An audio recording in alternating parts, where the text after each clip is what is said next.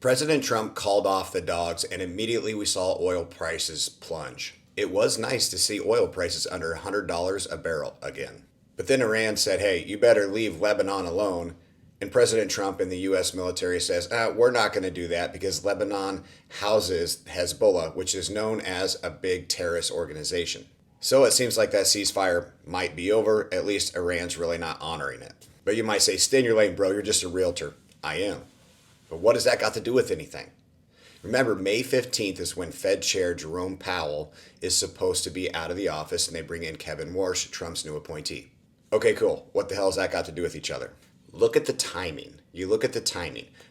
If we had a ceasefire or we're starting to get close to that, that means that we may be really close to ending this conflict over in Iran, which will really help oil prices, which will get those oil prices to come back down, which will also help with inflation. And with the new Fed chair coming in, he also is going to push for lower rates.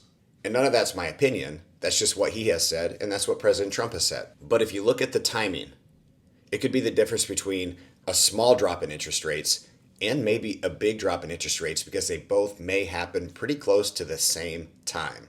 Oh, and by the way, May 15th is also the middle of the hot season for real estate. So not only will we get interest rates to drop, it's also going to be a really good time in the market just because it normally is around that time. My name is Tim Scheib. I've been selling real estate in the Des Moines market for 2 decades. And if you have some questions about real estate, feel free to lean on me anytime. But I'm just here to bring you some news and maybe connect some dots.